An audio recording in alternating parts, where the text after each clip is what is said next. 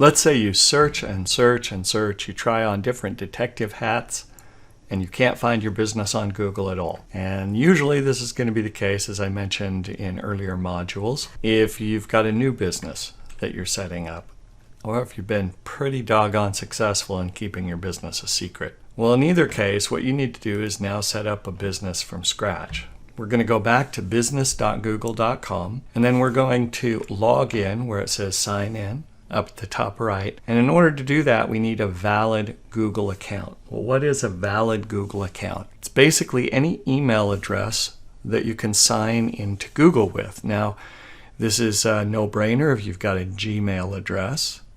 However, some companies might, for example, be set up with Google to manage their business email. For example, at Horizon Web Marketing, we use G Suite, a Google tool, in order to manage our email.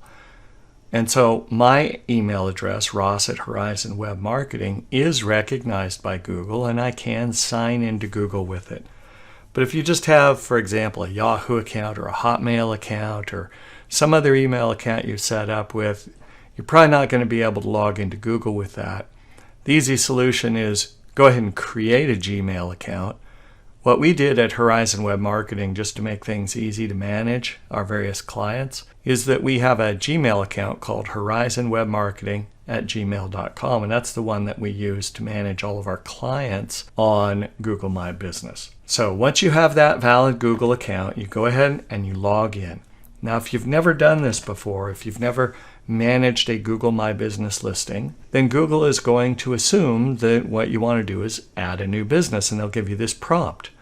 They'll ask you, well, hey, what's the name of your business? And then you can start setting up a business from scratch. As you start typing in the business name in the box that they have there, Google is going to start giving you some suggestions. In this case, I typed in Search Engine Academy, and you'll notice here that it gives me two different choices with the exact same name. One of them is Search Engine Academy, Grand Junction, Colorado, USA. That's the only match that they have anywhere in the United States for Search Engine Academy. And they also are going to allow me that I can create a business with this name, because often businesses will have the same name, but they'll be different businesses. I used to be in the bicycle business. We sold to bicycle shops regularly. It's amazing how almost every town in America has a bicycle shop called The Bike Shop. So if you typed in The Bike Shop, you'd get a whole lot of choices, and you might need to create a business with that name. If you do see yours, however, with your city and state, then go ahead and select that. Once you select that, you've got a couple of different paths that are going to be defined by how you answer this next question. Notice that the next question is,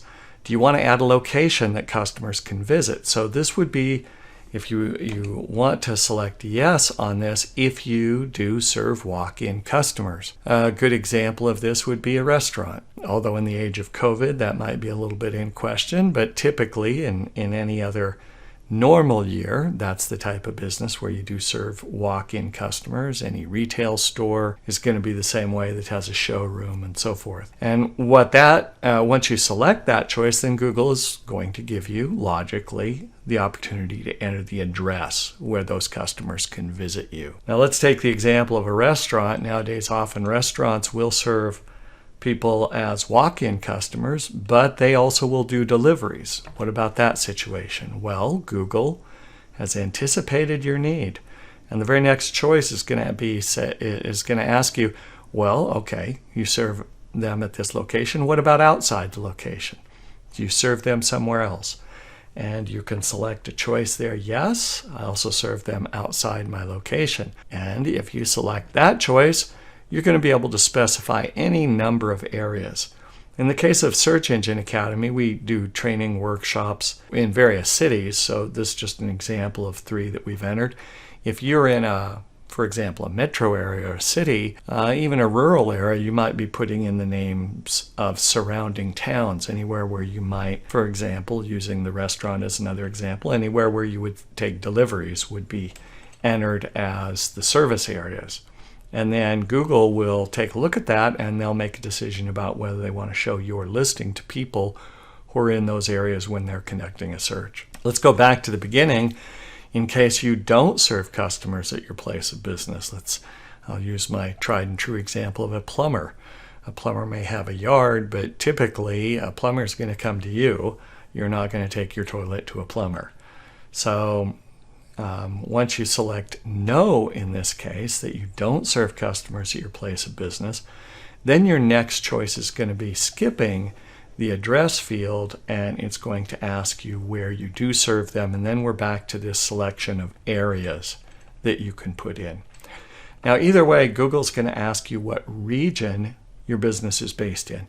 Keep in mind, this is one of the few areas of Google My Business that you cannot change once you select it. I want you to keep in mind the purpose of this region. The region has nothing to do with helping Google to show businesses to the proper customers. Google wants you to select the region because the types of services that Google offers through their Google My Business tool varies a lot depending on the country you're in. And so usually this is going to be a country. For example, Google My Business is very, very robust in the United States.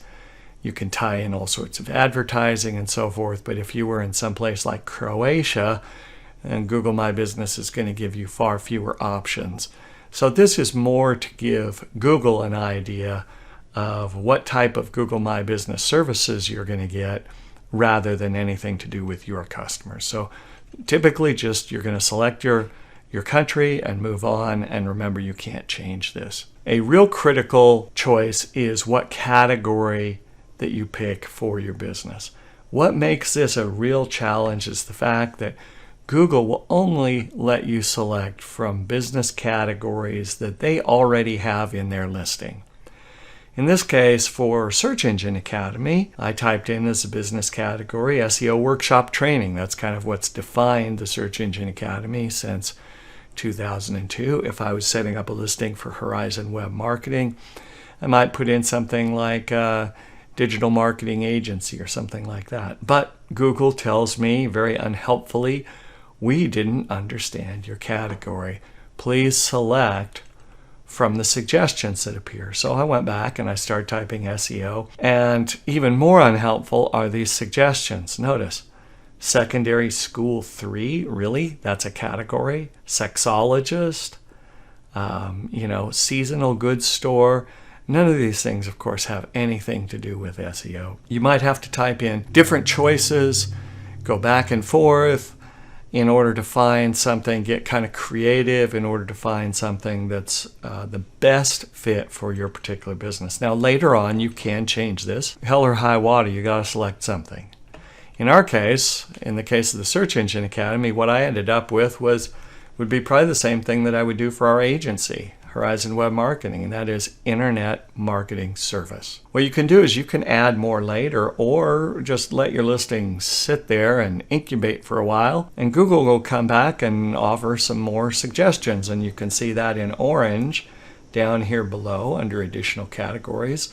Whenever you see something in orange, that's Google offering you some sort of suggestion, either because a user has suggested an edit or Google themselves applying all of their filtering and AI and all their deep learning is going to tell you what would be best or what might apply to your particular business. And here we can see for the Search Engine Academy, I've got one suggestion that's good and one suggestion that's bad.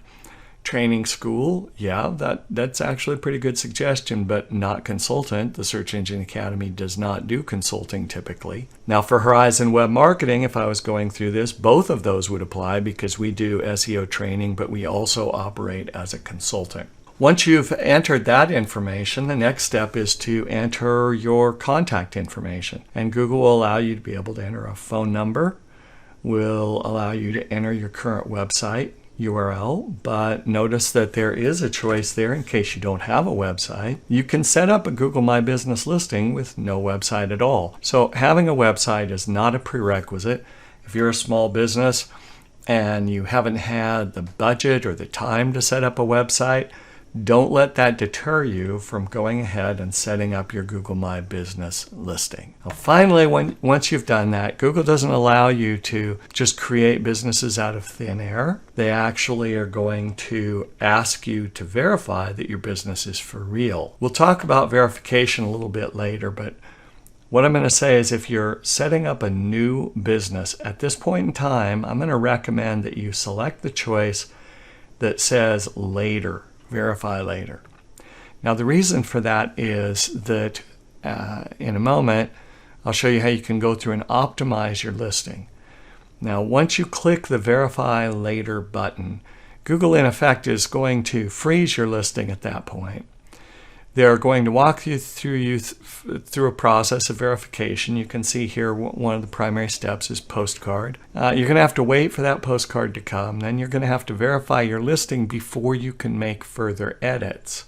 I mean, you can make the edits, but Google will basically hold on those edits till you get the verification in. On the other hand, if you go through and optimize your listing and then verify, everything's going to get verified at once. So that's why I'm recommending that you do the verify later. We'll do a module on verifying as our very next module up.